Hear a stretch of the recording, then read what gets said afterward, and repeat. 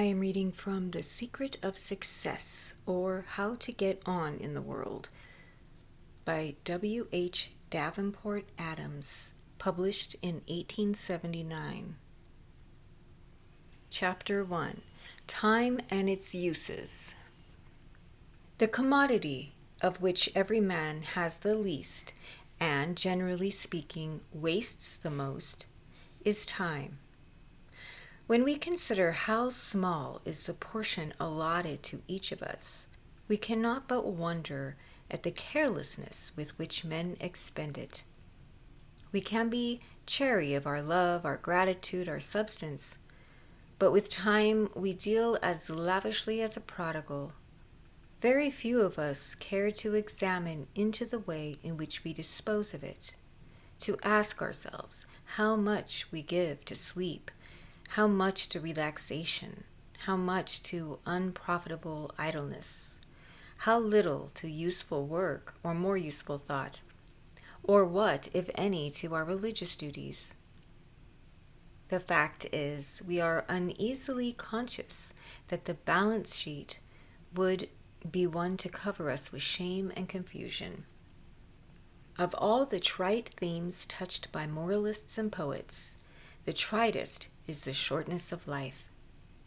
Life, we are told, is a bubble, a shifting dream, a thing of naught, evanescent as a morning mist, uncertain as a young maid's promise, brittle as a reed, and yet men proceed to deal with it as if it were as inexhaustible as the widow's cruse of oil, as if it were as sure and stable as the foundations of the everlasting hills. There is something very curious and very pitiful in this. When we see the waste of time which goes on around us, we cannot but marvel whether the teaching of sages and divines and the lesson of centuries of experience have been of any avail. Whether men have even yet learned to realize how precious a thing it is, how solemn a responsibility it brings with it, how great a trust it puts into their hands. Does this waste arise from want of thought, or from want of a sense of duty? The two causes are closely connected, and may very well exert a combined influence. It is difficult to believe that the great majority of time wasters are inspired by feelings of recklessness and desperation, are in a feverish hurry to consume as rapidly and as waywardly as possible the precious treasure committed to their charge. Their folly is doubtless due to an unwillingness or an inability to reflect, and to the absence of high purposes and lofty motives. In most cases, they have not been taught how to value time or how to use it. What they should do with that which is their real wealth, our children never learn. We provide them with instruction in the various branches of a polite education. We open up to them the regions of art and science. We guide them sedulously in the flowery paths of literature. But we do not teach them how to employ and economize their time. We don't impress upon them the value of the minutes. Take care of the minutes, and the days will take care of themselves. It is astonishing how much raw material is allowed to run to waste in every school. Precious quarters of an hour are thrown aside, which might be turned to excellent account, and thus the young grow accustomed to a thoughtless and unprofitable expenditure. They find too frequently the same waste at home. Time is squandered before and after meals, in the morning, in the evening, upstairs and downstairs, in the bedroom and in the dining room and the drawing room. And at the end of each day, the burden is This should have been done and has been left undone. That should have been remembered and has been forgotten.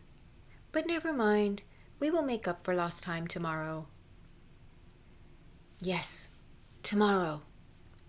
We venture to say that no other word in our language has to answer for so much sin and folly, for so many broken vows, so many blighted hopes, so many neglected duties, so many wrecked lives. For the worst of it is, tomorrow never comes. It is always today and yesterday. The yesterday we can never recall, can never take up and absorb into today. When once it is dead, let it lie. There is nothing more to be done but to shed a tear on its grave and turn to the today. Some people, be it said, waste a good deal of time in grieving over the time they waste. In other words, they spend today in fretting over the useless yesterday. It is said of the Emperor Titus that when he had done no good deed in the course of the day, he would exclaim, "Perdit diem." The lament was natural, but be it remembered, he did not wait until the morrow to make it, and he did not fail to turn the today to better account by professing his regret over the yesterday that had gone out so blankly. We desire to advocate a constant recollection of the inestimable value of minutes, but not a vain yearning after those that can never be recovered. Men become great and good just as they understand how to make use of their time. The most brilliant genius avails its possessor nothing if he do not seize his opportunities, and opportunities never occur to the spendthrift. The hours he wastes may be the very hours that would have ensured his success. Therefore, it is that, at the outset of the present volume, we seek to enforce on its readers the necessity of economizing time, of turning every minute to the best advantage. That seems to us the very first lesson to be learned by a young man who honestly desires to do his duty towards his God and his neighbor. Let him not trouble himself about his talents or his means. He can at least say, with the celebrated Italian, that time is his estate, and his first care must be to understand its proper cultivation. We think it is Horace Mann who suggests that most young men, and we fear too many of riper years, might daily put forth some such melancholy notice as the following: "Lost yesterday, somewhere between sunrise and sunset, 2 golden hours, each one worth 60 diamond minutes. No reward is offered, for they are gone forever." Gone forever. In these words lies the sting of the moralist. Bitter jest. What more deplorable sight can there be than that too common one of the unfortunate who has lost, in other words, wasted, a golden hour at the beginning of the day, and for the rest of the 24 is fruitlessly endeavoring to overtake it? Why, it is gone irrevocably, like the empire of the Pharaohs, like the wisdom of the Chaldeans, like the old man's youth, like last year's summer sunshine. It would be easier to rebuild the temple palaces of Karnak than to recover it. And hence it happens that people are incessantly complaining of want of time. It is astonishing how much good not done is idly attributed to this cause. We know persons who, according to their own account, would surpass John Howard in philanthropy if they had but the time, would visit the sick and relieve the poor and comfort the widow and the fatherless in their affliction, if they had but the time. There are others who would become modern Magliabecis by virtue of their erudition, would carve out for themselves a way to fame or fortune, would benefit the world by their discoveries in science or art, if they had but the time. Listen to their complaints, and you would believe that every moment is charged with some imperative duty or necessary occupation, that it is want of time and not its misuse that throws them so hopelessly out of the world's race. The truth is that method makes time. The old adage runs, a place for everything and everything in its place. It would be wiser to say, a time for everything and everything in its time. If we mix and muddle our hours as some men mix and muddle their papers, no good result can be anticipated. A careful apportionment of the hours is the first step towards a successful employment of them. We do not ask the reader to enthrall himself in an intolerable bondage. Time must be his servant, and not he the slave of time. But he should be guided by certain fixed rules, and allow of no causeless deviation from them. One man will be found to accomplish in a day as much as another man accomplishes in a week. Inquiry will show that the difference is due not so much to greater power of intellect or greater quickness of apprehension as to better application of time. The successful man never talks of leisure because he never has any. He has for every hour its proper task. It is only the idler who has leisure for small talk, for idle pleasures, for trivial amusements, for hopes and fears and regrets. He has so much leisure that he never has any time for work. There's such an element of expansion in leisure that, unless carefully repressed and limited, it will before long absorb a man's whole life. Like the monster that Frankenstein created, it soon defies the control of its master. Leisure. How, in this busy human life of ours, can any serious mind find space for it? Unhappy is he who has an hour or two to spare. We may be sure that he has never learned the value of time, nor the necessity of economizing it. The world owes much to the men who have made the best of every minute. Such men have been its leaders of thought, its great discoverers, its poets, its essayists, its doers of good. They have known how to utilize those odd half hours and spare quarters which ordinary persons treat with so little consideration. They have never suffered a minute to pass without levying toll upon it. As Cuvier rolled in his carriage from place to place, he read and thought, and the sum of that reading and thinking swelled his researches in comparative anatomy. While walking to and from the dusty office where he occupied the stool of a lawyer's clerk, Henry Kirk White acquired a knowledge of Greek. Dr. Mason Good's excellent translation of the great metaphysical poem of Lucretius was composed during his daily journeys to his numerous patients. A German physician, in the same way, contrived to commit to memory the Iliad of Homer. Sir Matthew Hale, while traveling as judge on circuit, prepared his thoughtful and well-weighed contemplations. Dr. Darwin's curious scientific poems were jotted down on little bits of paper as his carriage conveyed him from house to house.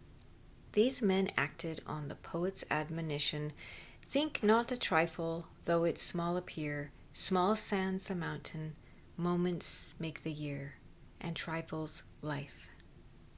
When those trifles are minutes, wise men pick them up. Hugh Miller, while laboring as a stonemason, made such good use of his that he learned to write a style of remarkable fluency and vigor. The Chancellor d'Aguesseau translated the Greek Testament in the quarters of an hour which his wife wasted before dinner. Elihu Burritt, the learned blacksmith, improved to such good purpose the odds and ends of time that fell to his disposal as to gain a mastery of 18 languages and 22 dialects. Equally expert in the utilization of unconsidered moments was the late Charles Kingsley, whose multifarious knowledge was acquired by his tact in seizing on every opportunity. Robertson of Brighton was also a stern economist of time, and vigilantly looked after those spare minutes which most of us throw away without a pang of remorse. Franklin's hours of study were stolen from the time that should have been given to meals and sleep. And though we do not recommend the practice, we think better of it than of the habit of stealing the too long time for meals and sleep from the hours that should be devoted to work. "We are now old," said Pierre Nicole to Arnauld. "Is it not time to rest?" "Rest," was the grave reply. "Have we not all eternity to rest in?" This has been the principle of conduct of all great thinkers and doers. They have methodized and economized their time so as to get out of it the most they could, knowing that rest was not for time, but for eternity. They have suffered nothing to pass by unheeded. They have anticipated or remembered the language of Goethe. Do not wait for extraordinary opportunities, but make use of common situations. A long-continued walk is better than a short flight. Never be unemployed, says John Wesley. Never be triflingly employed. Never while away time. An admirable maxim, if not too sternly enforced, if not converted into an oppressive law. We add this caution, because wholesome recreation may sometimes be the best means of employing an odd quarter of an hour. We are recommending the economy of time, but we are not unwilling that economy should include a rational amount of mental refreshment. We are the enemies of leisure, but we do not want every hour to be spent in exactly the same way and at exactly the same expenditure of brain power. A man should be always learning, but not unfrequently he may learn most when least thinking of it. Every kind of knowledge, it has been justly said, comes into play some time or other. Not only that which is systematic and methodized, but that which is fragmentary, even the odds and ends, the merest rag or tag of information.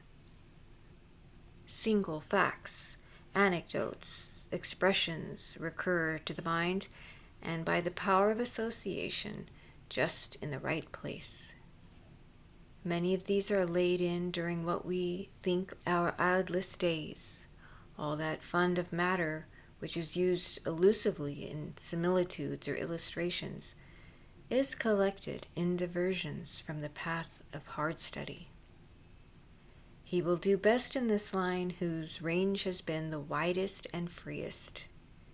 A man may study so much by rule as to lose all this, just as one may ride so much in the highway as to know nothing that is off the road.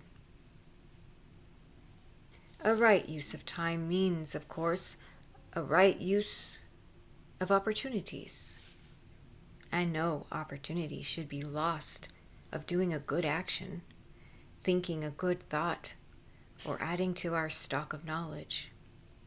Many of us are unable to undertake a continuous course of study, but all can pick up a grain here and a grain there, if they utilize the occasions which present themselves to the vigilant. We remember to have been advised in our young days never to omit picking up a pin or a nail if one fell in our way. We might not want it at the time, but it would be sure to come in useful. And the advice was enforced by a wonderful anecdote of some penniless varlet who started on his career with nothing more than a handful of pins collected in the public highways. Of these he quickly disposed, and the trifle thus earned enabled him to purchase some more attractive wares. These too were sold at a profit, and a fresh supply obtained, and the speculator thus continued to add to his store by a kind of geometrical progression until he developed into a millionaire. We set little value on the illustration, but the maxim is not to be despised. The power of the littles is almost infinite. Nothing is so trivial that it cannot be made use of. A rag may stop a dangerous leak. Do not pass over any fact or anecdote as useless or insignificant. You will surely find it of some profit at an unexpected moment. The occupations of our childhood are frequently found to color and influence our later life.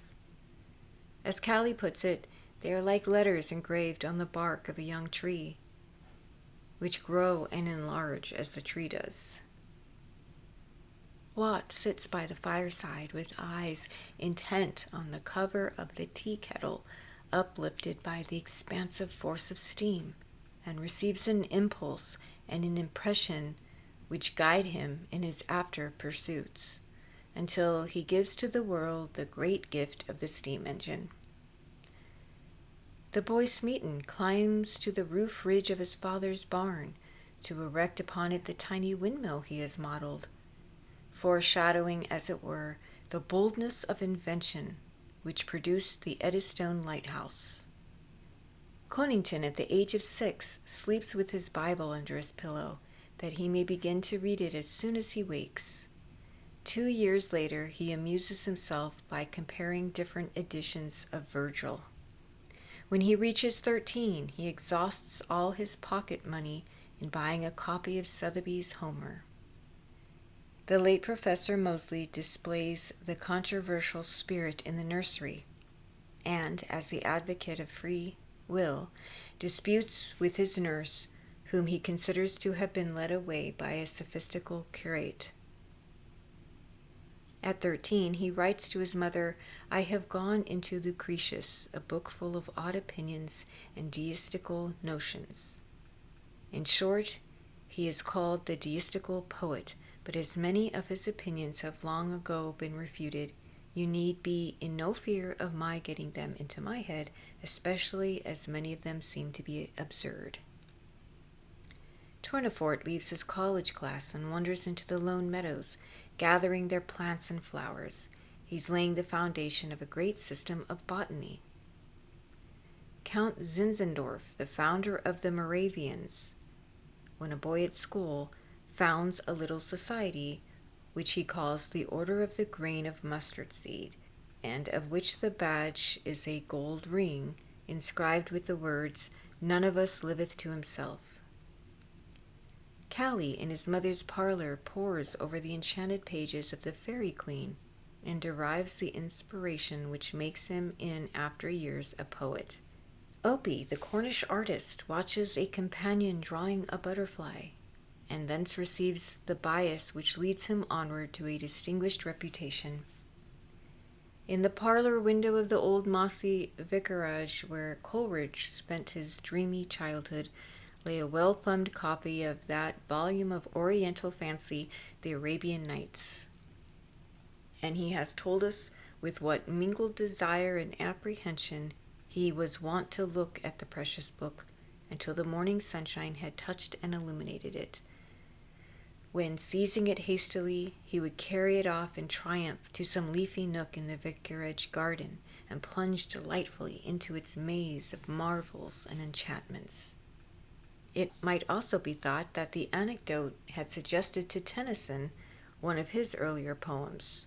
When the breeze of a joyful dawn blew free in the silken sail of infancy, the tide of time flowed back with me, the forward-flowing tide of time. And many a sheeny summer morn, adown the Tigris I was borne, by Baghdad's shrines of fretted gold, high-walled gardens green and bold. True Mussulman was I and sworn, for it was in the golden prime of good Harun al-Rashid. It is recorded of Dr. Johnson that in his boyhood, believing that his brother had hidden some apples beneath a large folio which reposed among the dust and cobwebs of an upper shelf in his father's shop, he clambered thither to effect a capture. The apples were forthcoming, but the folio, which proved to be the works of Petrarch, also attracted his attention, and its perusal awoke in him his dormant literary tastes. That the child is father of the man was shown by the early occupations of Macaulay. He was only 8 years old when his mother wrote of him, "He gets on wonderfully in all branches of his education, and the extent of his reading and of the knowledge he has derived from it are truly astonishing." To give you some idea of the activity of his mind, I will mention a few circumstances. He took it into his head to write a compendium of universal history about a year ago, and he really contrived to give a tolerably connected view of the leading events from the creation to the present time, filling about a quire of paper. He told me one day that he had been writing a paper which Henry Daly, a friend of his father's, was to translate into Malabar to persuade the people of Travancore to embrace the Christian religion. He has composed I know not how many hymns. Such was Macaulay in his childhood, and such he was in his manhood. No man ever economized his time more wisely or more diligently sought every opportunity of adding to his accumulation of knowledge. It is related of Miss Mitford, the author of some ever-charming sketches of our village, that at 3 years old she was able to read, and her father, proud of his daughter's accomplishment, would often perch her on the breakfast table to exhibit it to his admiring guests. These admired her all the more because she was a puny child, appearing younger than she was, and gifted with an affluence of curls which made her look as if she were twin sister to her own great doll. The ballad of the Children of the Wood was one of her early favorites, and from this she proceeded to make acquaintance with the other contents of Bishop Percy's admirable relics. They awakened and fostered her taste for poetry, and so strong was their hold upon her infant mind that before she could read them herself, her father, who could deny her nothing, was coaxed into placing the volume in her nurse's hands, that they might be read to her whenever she wished. "The breakfast room," writes Miss Mitford, "where I first possessed myself of my beloved ballads, was a lofty and spacious apartment, literally lined with books. The windows opened on a large old-fashioned garden, full of old-fashioned flowers, stocks, honeysuckles, and pinks. Here we may remark that to the end of her life, Miss Mitford's two great passions were books and old-fashioned flowers. She was a wonderful economist of time. Forced by circumstances to become the stay and support of her parents, she contrived to find time for assiduous literary labor, for eager perusal of all new books of interest and importance, for visiting, entertaining, and corresponding with her friends, for superintending her garden and little household, for charitable ministrations in the village, which will always be associated with her name, and for loving attendance to the wants of those who were dependent upon her in their old age. It is astonishing what may be done by a dexterous manipulation of time. In some hands, it is capable of a wonderful elasticity, though in others it assumes an immobile rigidity. So Sidney Smith says of the late Francis Horner, "He had an intense love of knowledge. He wasted very little of the portion of life accorded to him." All turns, the reader will perceive, on that exact and vigilant thriftiness which we have so strongly recommended. In nearly every book on this subject that has come under our notice, the example of Sir William Jones, the famous Oriental scholar, has been adduced, and trite as it is, its force of application is such that we are disposed to revive it in these pages. To such good purpose did he use his minutes, so few did he waste, that before he was 20 years of age, he had acquired a complete acquaintance with Greek and Latin, Italian, Spanish, and Portuguese, and also had made considerable progress in Arabic and Persian. His successful economy of time and his ceaseless pursuit of knowledge eventually elevated him to a seat in the Supreme Court of Indian Judicature. His biographers have remarked with interest how carefully he allotted to each hour the work appropriate for it, how precise he was in his methodical division of labor. The great lawyer of James I's reign, Sir Edward Coke, had portioned out his days as follows: 6 hours in sleep, in law's grave study 6, 4 spent in prayer, the rest on nature fix. Sir William adopted a distribution much more earnestly to be commended: 7 hours to law, to soothing slumbers 7, 10 to the world allot, and all to heaven. The reader will not be displeased with the wise and discriminating remarks which the career of the distinguished Orientalist suggested to Lord Jeffrey. From the very commencement, he says, he appears to have taxed himself very highly, and having in early youth set before his eyes the standard of a noble and accomplished character in every department of excellence, he seems never to have lost sight of this object of emulation, and never to have remitted his exertions to elevate and conform himself to it in every particular. Though born in a condition very remote from affluence, he soon determined to give himself the education of a finished gentleman, and not only to cultivate all the elegance and refinement implied in that appellation, but to carry into the practice of an honorable profession all the lights and ornaments of philosophy and learning, and extending his ambition beyond the attainment of mere literary or professional eminence, to qualify himself for the management of public affairs, and to look forward to the higher rewards of patriotism, virtue, and political skill. The perseverance of exemplary industry, continues Lord Jeffrey, with which he labored to carry out his magnificent plan, and the distinguished success attending the accomplishment of all that part of it which the shortness of his life permitted him to execute, afford an instructive lesson to all who may be inclined by equal diligence to deserve an equal reward. The more we learn, indeed, of the early history of those who have bequeathed a great name to posterity, the more shall we be persuaded that no substantial or permanent excellence can ever be attained without much pains, labor, and preparation, and that extraordinary talents are less necessary to the most brilliant success than perseverance and application. The methodical employment of our time is, as we have said, one of the great secrets of success. It is the only way by which we can do justice to time and to ourselves. When the charm of method is wanting, says Coleridge, every other merit loses its name, or becomes an additional ground of accusation and regret. Of one by whom it is eminently possessed, we say, proverbially, he is like clockwork.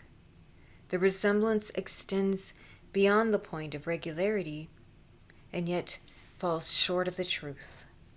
Both do indeed at once divide and announce the silent and otherwise indistinguishable lapse of time. But the man of methodical industry and honorable pursuits does more. He realizes its ideal divisions, and he gives a character and individuality to its movements. If the idle are described as killing time, he may justly be said to call it into life and moral being, while he makes it the destined object not only of the consciousness, but of the conscience. He organizes the hours and gives them a soul, and that, the very essence of which is to pass away, he takes up into his own permanence and endows with the imperishableness of a spiritual nature. Of the good and faithful servant, whose energies thus directed are thus methodized, it may rather be said that he lives in time than that time lives in him.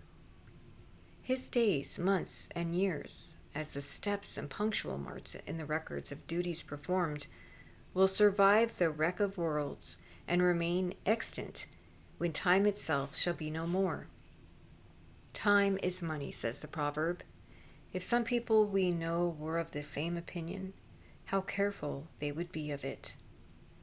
But it is also happiness and peace of mind and the fulfillment of the divine commission entrusted to us at birth. It is, in truth, the chief good upon earth, if we do but know how to make it so. For, be it remembered, time is exactly what we make it. In the hands of the wise, a blessing; in the hands of the foolish, a curse. In the hands of the wise, a preparation for life eternal; in the hands of the foolish, a preparation for the condemnation that is everlasting. To you it is much, to your neighbor it is not. He is as anxious to throw it away as you, we hope, are anxious to cultivate it to the greatest advantage. If all of us did but know what it is, what it signifies, what it might be, how we should watch our every grain in the hourglass. How great would be our activity, how solicitous our labor, how profound our consciousness of duty. How we should aspire to avail ourselves of each passing moment. How keen would be our regret if conscience could speak to us of days wasted and opportunities neglected. In commenting on the importance of thrift in regard to time, it would be easy to lay down a few practical and familiar rules for the benefit of the young adventurer in life's checkered career. As, for instance, one thing at a time, do at once what ought to be done at once, never put off till tomorrow what ought to be done today, never leave to another that which you can do yourself, more haste, worse speed. Stay a little, that we may make an end the sooner. But more is to be learned from example than precept, and the lives of great men, or of men good and great, will prove of higher and more lasting value to the student than the most precious fragments of proverbial philosophy. Show me a man who has attained to eminence or excellence, and you show me a man who has economized his time. Show me a man who has benefited the world by his wisdom, or his country by his patriotism, or his neighborhood by his philanthropy, and you show me a man who has made the best of every minute. In business, the men who have attained success are the men who have known the importance of method, the men who have appreciated the potentiality of time. Of Torres, the wealthy New Orleans ship owner, it is said that he was as methodical and regular as a clock, and that his neighbors were in the habit of judging of the time of day by his movements. Of William Gray, the Boston merchant who owned at one time upwards of 60 large ships, we read that for upwards of 50 years he arose at dawn and was ready for the work of the day before others had roused from their slumbers. These are the men who make prize of the world and all it has to give. These are the men who have coined minutes into hours and hours into days. These are the men who are always doing much in order that they may be able to do a little more.